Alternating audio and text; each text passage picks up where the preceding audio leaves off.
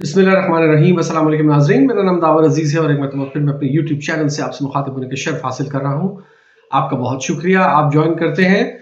नाज़रीन, मैं आज जो सूरत हाल है इलेक्शन की, इस पर फर्दर बात करेंगे कि अब क्या सूरत हाल डेवलप हो रही है। उससे पहले मैं आपको एक नज़म सुनाऊंगा जो मैंने अपने बचपन में पढ़ी थी, फिर जब मेरे बच्चे छोटे थे तो वो भी ये नज़म पढ़ा करते थे। बड़ी मशहूर आलम नज़म है और मुझे लगता है कि वो नवाज शरीफ के हस्बे हाल है। छोटी सी नज़र है, अंग्रेजी ज़बान में सुन लीजिएगा। लेकिन उससे पहले गुजारिश करूंगा कि अगर अभी तक आपने मेरा चैनल सब्सक्राइब नहीं किया तो ज़रूर कर लीजिए, और अगर वीडियोस में मेरे तज्जियों से मुत्तफिक होते हैं तो लाइक एंड शेयर भी कीजिए, बात फैलाने में मदद मिलती है। कमेंट सेक्शन में कमेंट्स जरूर दीजिएगा और बेल आइकन जरूर दबाइए ताकि आपको मेरे लेटेस्ट अपलोड्स की नोटिफिकेशन बर वक्त मिलती रहे। तो नाज़रीन, चलते हैं इलेक्शंस के नतायज और उससे डेवलप होती हुई सूरत हाल की तरफ। पहले वो नज़म सुन लें आप, जो नज़म मैंने बचपन में पढ़ी थी, जैसे मैंने कहा, और फिर मेरे बच्चे जब छोटे थे तो वो भी ये पढ़ा करते थे। पूरी दुनिया में मशहूर नज़म है, हर बच्चा बच्चा इसे जानता है। अंग्रेजी की नज़म है, नवाज शरीफ के ऊपर बिल्कुल फिट बैठती है इस वक्त। और इसमें जिन कैरेक्टर्स का जिक्र किया गया वो मुझे बताने की जरूरत नहीं कि वो कौन से कैरेक्टर्स हैं, कौन हम्टी डम्टी है और कौन दूसरे कैरेक्टर्स हैं। तो जरा नज़म सुन लीजिए। इसके नज़म का उन्वान है Humpty Dumpty. Humpty Dumpty sat on a wall. Humpty Dumpty had a great fall. All the king's horses and all the king's men could not put Humpty together again. अगर आपको इसमें कुछ नवाज शरीफ या जो मुक़तदरा हलकों की जो काविशें हैं उसको दीवार पर चढ़ाने और बिठाने में और उसके बार बार गिर के टूटने में और फिर उसके बनाने में नाकामियों पर, अगर आपको कोई इसकी मुमासलत नज़र आती है इस नज़म की नवाज शरीफ के हालात के साथ, तो ये मुमासलत महज इत्तफाकिया होगी। मैं सिर्फ इतना ही कहूँगा। दोबारा सुन लीजिएगा नज़म, इस वीडियो को थोड़ा सा रिवाइंड करके। तो बहरहाल कहने अब आते हैं इलेक्शंस के रिजल्ट्स की तरफ। देखिए नाज़रीन, इस वक्त मैं एक नतीजे पर तो मैं बिल्कुल क्लियर हूँ, और वो ये है कि लाहौर, तख्ते लाहौर, लाहौर शहर, इसमें जो धांधली की गई है उसके दो मकासद हैं। पहला मकसद तो ये है कि जाहिर है नून लीग को सीटें ज्यादा दिलवाना है, और यहाँ से बड़े बड़े बुर्ज लड़ रहे थे नून लीग के, उन्हें जिताना मकसूद था। लेकिन एक दूसरा मकसद भी है, जरा उस पर भी गौर करें। ये तख्ते लाहौर जिसे मैंने कहा है ना, ये नवाज शरीफ और उसकी फैमिली का गढ़ है।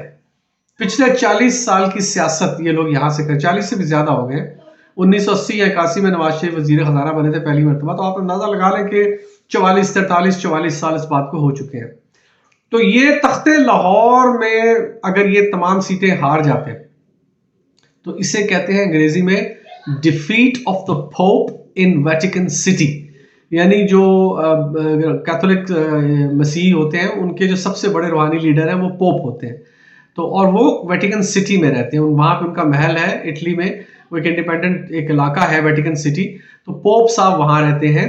और यूं आप समझ लें कि पूरी दुनिया के मसीही जो कैथोलिक मजहब से ताल्लुक रखते हैं वो उनके लिए खुदा के अवतार का दर्जा रखते हैं। तो ये अगर नवाज शरीफ, उसकी बेटी, उसका भाई, उसका भतीजा, ये तमाम लोग अगर लाहौर से अपनी अपनी सीटें हार जाते हैं, जो कि वो हार चुके हैं, और इंशाल्लाह ये बात फॉर्म 45 जब अदालत में प्रेजेंट होंगे तो ये तमाम लोग हार जाएंगे, आप देख लेंगे इंशाल्लाह। इतना भी अभी कोई अंधेर नगरी नहीं हुई। तो ये हारना इनका, नवाज शरीफ की फैमिली का लाहौर से हारना ऐसा होता है जैसे defeat of pope in the Vatican city.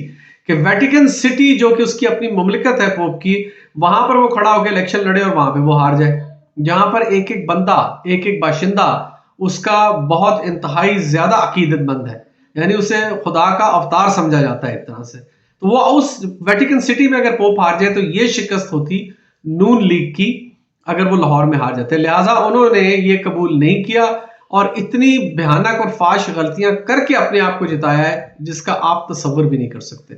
तो ये जब अदालतों में बात खुलेगी तो आपको उस वक्त समझ में आएगा कि उन्होंने फॉर्म 45 और फॉर्म 47 में किस किस किस्म की बेवकूफ़ियां करके ये काम किया है। इलेक्शन के रिजल्ट्स जो भी आ रहे हैं, मैं आपको ये बता देता हूं कि ये तमाम नताइज रिवर्स होने वाले हैं। वो तमाम धांधलियां, शहर बानो हो या उस्मान डार की वालदा साहिबा हो या चौधरी परवेज इलाही की वाइफ और मोनस इलाही की मदर हो, कंवल शोजिब हो, जितने भी आप नाम ले लें, जिन ये खवातीन के मैंने नाम खास तौर पे लिए हैं क्योंकि खवातीन को खास तौर पे टारगेट किया गया कि शायद ये बेचारी सख्ती नहीं झेल सकेंगी ये लोग। लेकिन आपको नहीं पता कि इमरान खान ने इनमें कैसा वलवला पैदा किया है। क्या मर्द, क्या औरत, क्या बच्चा, क्या बूढ़ा, क्या जवान, क्या मरीज, क्या सेहतमंद, हर शख्स एक वलवले के साथ खड़ा है कि अब हमने पाकिस्तान बचाना है। और पाकिस्तान बचाने का जो जज्बा है वो उनके अंदर इतनी तवानाई भर देता है कि कोई खवातीन या मर्द का कोई मतलब फ़र्क नहीं रहा उनमें। और इंशाअल्लाह ताला आप देखेंगे कोई ज़्यादा दिनों की बात नहीं है। अब इस वक़्त सिस्टम की वारदात ये होगी कि किसी तरह से अदालतों में भी, ट्राइब्यूनल्स में भी इधर-उधर डिले किया जाए इन एप्लीकेशंस को। ये जो इलेक्शन कमीशन ने नोटिफिकेशन जारी कर रहे हैं उनको कायम रखा जाए ताकि उसकी बुनियाद पर कौमी असम्बली का इजलास बुलवाया जाए और जल्द अज जल्द हल्फ उठा के एक भगौड़े इम्पोर्टेड को जो लंदन से मंगाया गया था इस काम के लिए उससे वजीर आजम बना दिया जाए और कुर्सी पर बिठा दिया जाए। लेकिन ये होने वाला नहीं है क्योंकि अब आवाम का प्रेशर इतना है। केपी में तो आप देख लें, मानसेरा में और इधर उधर दूसरी तीसरी जगहों पर तो लोग बैठ गए हैं, ऑलरेडी धरना दे दिया है, एहतजाज शुरू हो गया है। लाहौर में भी मैंने देखा है, सुना है कि बहुत सारे लोग इस वक्त सड़कों पर हैं। पूरे मुल्क में कराची में लोग हैं, कराची में जिस तरह के रिजल्ट्स आए हैं वो भी आपके सामने है और बाकी मुल्क के दूसरे हिस्सों में भी काम शुरू हो चुका है। अवाम निकल आई है सड़कों पर। तो ये अगर अदालतों में भी इस केस को डिले किया गया और इनको ना सुनवाई की गई इनकी, तो फिर इम्कान इस बात का है और अल्लाह ना करे कि ऐसा हो कि फिर अवाम सड़कों पर होगी, अवाम का हाथ होगा और सिस्टम साहब का गिरेबान होगा। ये बात आप ज़हन नशीन कर लीजिए। हालात उस तरफ ना जाने पाए तो बेहतर है। अरबाब इक़्तिदार है उनसे मैं हाथ जोड़ के गुजारिश करता हूँ कि खुदारा हालात की संगीनी को समझिए। पाकिस्तान ऑलरेडी इस वक्त गुनागू मसाइल का शिकार है, मुल्क में इज़्तिराब है, मुल्क में हिजान है, कारोबार में मंदी है, आपकी एक्सपोर्ट्स कोई नहीं हो रही, इंपोर्ट्स वहीं खड़ी हैं, आपने बिल्स पे करने हैं, आपने अरबों डॉलर इस साल के ख़त्म होने से पहले पहले आपने अदा करने हैं कर्जे और सूद की मद में, और आपकी इनकम सिफर है। उसके ऊपर अगर आप, और जिस तरह से फिर महंगाई का जो तूफान उसकी वजह से उठा है, जिस तरह जीडीपी आपकी गिर चुकी है और जो कुछ भी है पिछले 2 साल में हुआ है वो आपके सामने है। अगर आप इस सेटअप को कंटिन्यू करने की कोशिश करेंगे जाती अनाद की वजह से या जाती मुफाद की वजह से या किसी भी दूसरी वजह से, तो ये सूरत हाल मजीद खराब होगी। और अब मेरा ख्याल है कि अवाम में सकत नहीं रही। ये अवाम 8 फरवरी का वेट कर रही थी कि 8 फरवरी को पुरअमन तरीके से वोट के जरिए से ये अपना जवाब दे देंगे। जो जुल्म ज्यादती रवा रखी गई अवाम पर या उसकी नुमाइंदा जमात पर, तो उसका इजहार उन्होंने 8 फरवरी को कर दिया है। आप इस इलेक्शन को इलेक्शन ना समझें, ये रेफरेंडम है आपके इस निजाम के खिलाफ। ये रेफरेंडम है पिछले 2 साल में जो कारकर्दगी दिखाई गई है उसके खिलाफ। ये रेफरेंडम है कि अवाम आपके फैसलों को पसंद नहीं करती। ये रेफरेंडम है इस बात के खिलाफ कि ऊपर से लाकर पैराशूटर्स उतारकर मुल्क में भगौड़ों को माफिया दे दे के केस आनन फानन खत्म करके उन्हें मसनद इक्तदार पर बिठाने के लिए अवाम तैयार नहीं है। ये बात रेफरेंडम है इस चीज के लिए कि पाकिस्तान की अवाम अब किसी जुल्म और ज्यादती को और धौंस धड़ल्ले को बर्दाश्त करने के लिए तैयार नहीं है। आपको साफ कोरा चिट्टा जवाब मिल चुका है। जितनी जल्दी आपके जवाब समझ लें उसमें आपकी भी आफियत है, अवाम की भी आफियत है और मुल्क की भी आफियत है। पाकिस्तान की सलामती हम सब पर मुकद्दम है, चाहे अवाम हो, चाहे सिविल इदारे हो, चाहे मिलिट्री इदारे हो, चाहे ब्यूरोक्रेसी हो, चाहे सियासतदान हो, सनतकार हो, जागीरदार हो, जमींदार हो, जो भी हो।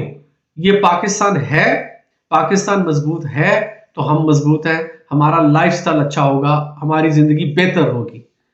अगर पाकिस्तान को खुदा न खास्ता ऐसा नुकसान पहुंचता है कि हम पर पाबंदियां लग जाती हैं, हमें आईएमएफ से कोई लोन नहीं मिलता जिसकी हमें बड़ी अशद जरूरत है, बड़ी शर्मिंदगी के साथ, बड़े बोझल दिल के साथ ये मैं बात कह रहा हूं कि फिलहाल हमें आईएमएफ के लोन की जरूरत है ताकि हम सांसें ले सकें।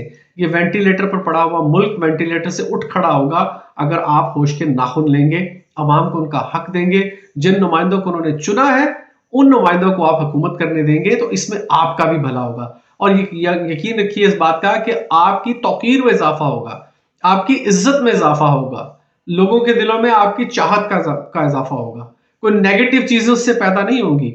और वो शख्स कैदी नंबर 804 जो इस वक्त अडियाला जेल में बैठ के भी आजाद है और आप सब जेल से बाहर रहते हुए भी गुलाम है, कैद है, अपने अपने नफ्स के पुजारी बने हुए हैं या अपनी रौनक और शान और फिरौनियत के पुजारी बने हुए हैं।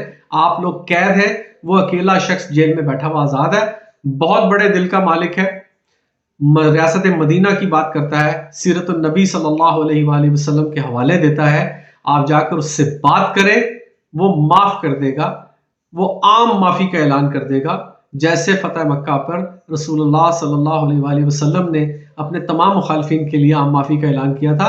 वो उनकी सीरत पढ़ता है, वो उनकी सुन्नत पर चलने की कोशिश करता है उसी सीरत और सुन्नत के तहत वो आपको भी माफ कर देगा। लेकिन इससे होगा क्या कि पाकिस्तान की भलाई होगी, पाकिस्तान के अवाम की भलाई होगी, आपकी भी भलाई होगी। ये मुल्क आगे बढ़ेगा, वेंटिलेटर से उतर आएगा। मैं इतनी गुजारिश कर सकता हूं, नक्कार खाने में तूती की आवाज क्या होगी, लेकिन बहरहाल वो जो कहा है ना अल्लामा इकबाल ने कि मुझे है हुक्म अज़ां ला इलाहा इल्लल्लाह। जाने से पहले एक मरतबा फिर गुजारिश करूंगा कि अगर अभी तक आपने मेरा चैनल सब्सक्राइब नहीं किया तो बराए मेहरबानी जरूर कर लीजिए, हौसला अफजाई होती है। वीडियोस में मेरे तज्जियों से अगर मुत्तफिक होते हैं तो आगे शेयर भी कीजिए, मेरी वीडियोस लाइक भी कीजिए, कमेंट्स से आप अपनी राय से नवाजिए, मैं अपने कंटेंट्स को बेहतर कर सकता हूं उससे। और बेल आइकन जरूर दबाइए, क्योंकि बेल आइकन दबाने के बाद आपको मेरे लेटेस्ट अपडेट्स का लेटेस्ट वीलॉग्स का नोटिफिकेशन मिलता रहेगा। मैं आपके लिए दुआ गो हूं, आप मेरे लिए दुआ कीजिए। पाकिस्तान हमेशा जिंदाबाद।